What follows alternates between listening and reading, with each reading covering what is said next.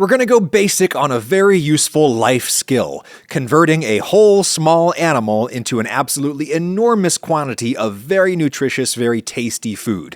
Throw it in the fridge and feed yourself with it all week. This is Chicken Soup 101.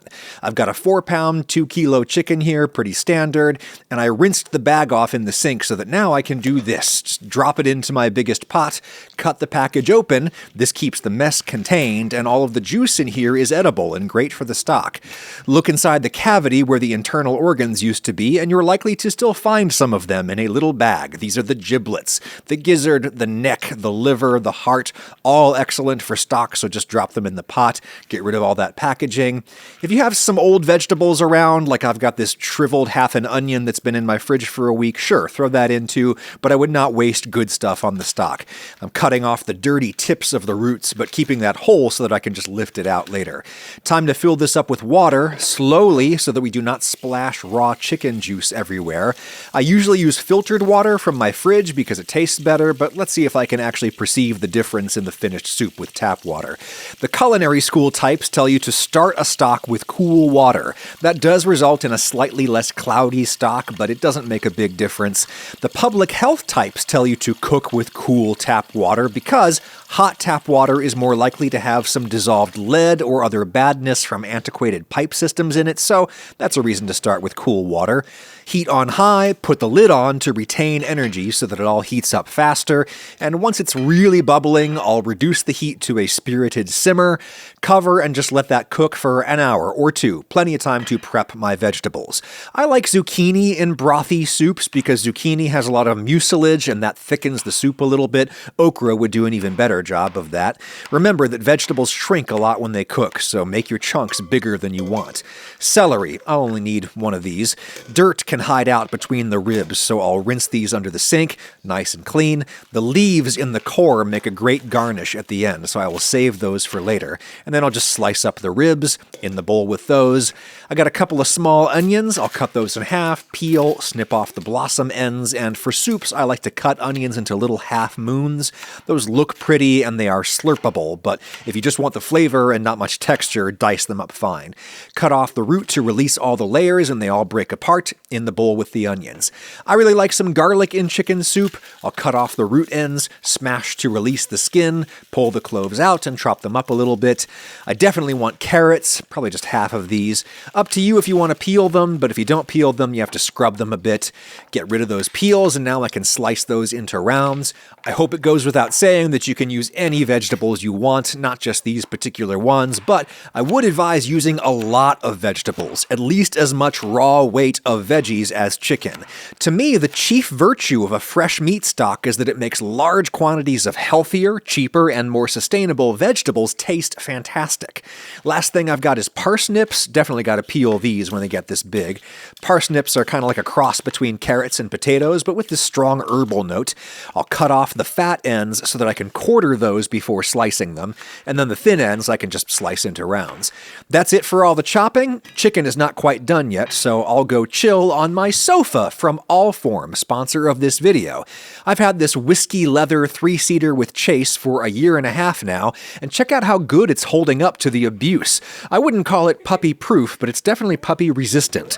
Allform is from the same company that makes my Helix mattresses, and their real magic trick is sending you giant pieces of very high-quality furniture in the mail.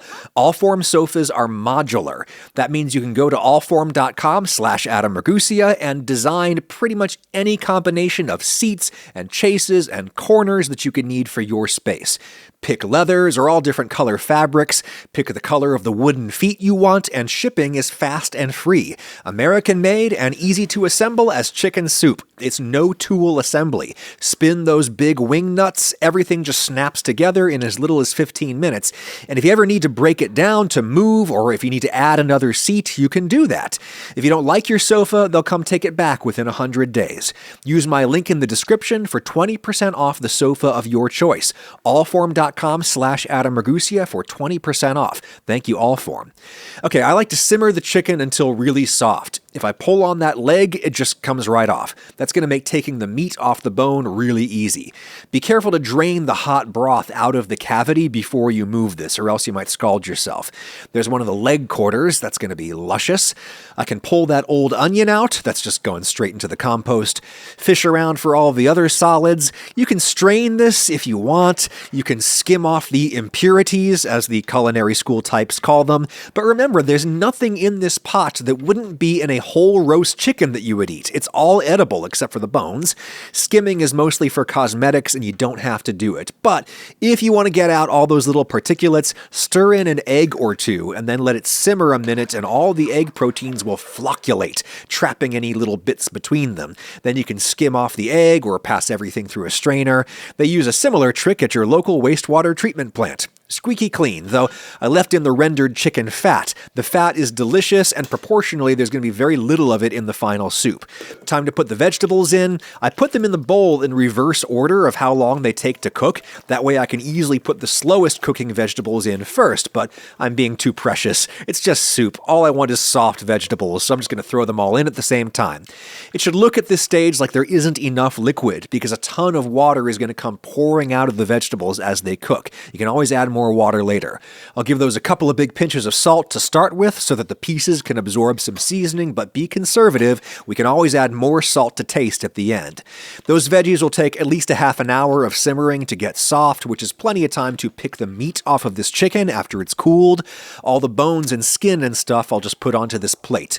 The chicken is super soft, so the meat just slides right off. I highly recommend getting dirty and doing this with your hands. That way you can feel around for blubbery bits of fat you don't want to eat or chunks of cartilage like that one. Anything I don't want to eat just goes on the plate. The breasts you can just pull right off the carcass. It's that easy if you simmer the chicken until it's really soft. Pull off all the meat and there, that looks like a Giger painting. Get rid of that. Up to you if you want to fight for the meat that's on the wings. There's not much. Okay, there's all our picked meat, and because we cooked it soft, it's going to shred in the soup. But I'm not making ropa vieja here. I don't want super long threads of meat in my soup. They're hard to eat.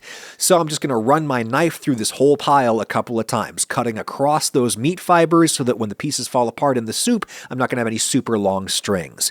You could put this meat into the soup at any time before you eat it. It's fully cooked, obviously. This would be a good time to put in some dry noodles if you want that. Just don't put in very many because they're going to expand a ton. Half an hour later, the veggies look almost soft enough. I'll taste for seasoning. Needs more salt. Might seem like a lot of salt, but there's like a dozen portions in here. Plenty of pepper. I'm just doing a very simply flavored Euro-American style soup here. That's what I want today, but another day I might put in a bunch of lemongrass and ginger and chili and fish sauce. The one spice I will use today is turmeric. It's got a nice subtle flavor that you might actually notice in a dish this mild.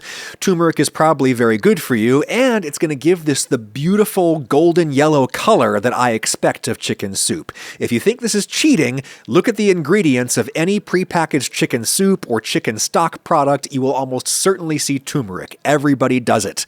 I'll taste a carrot to make sure everything is soft enough and we are good. At the last minute, I'll throw in those celery leaves that we saved and maybe some parsley, but you can always add herbs straight to the bowl and they will stay greener that way. We are done. Ladle that out, maybe some more parsley, and what I really like is a little squeeze of lemon juice or maybe a drop of vinegar. I like that. Lauren doesn't, so I add it straight to my own bowl. The flavor also stays fresher this way. Unbelievably delicious, nutritious, and inexpensive. I'll eat it out of the fridge all week long. And hey, if you want to be really frugal, you can take all those bones and skin and other scraps and brown them off in the oven a little bit. A lot of their flavor is already in our soup, so the browning helps compensate. Throw those into a pot, simmer for a couple of hours, strain, and it doesn't have the same fresh taste as a stock made with unbrowned chicken, but it's got lots of flavor and body. You put in some whole grains like farro, some vegetables, butter, and herbs, and baby, you got a stew going.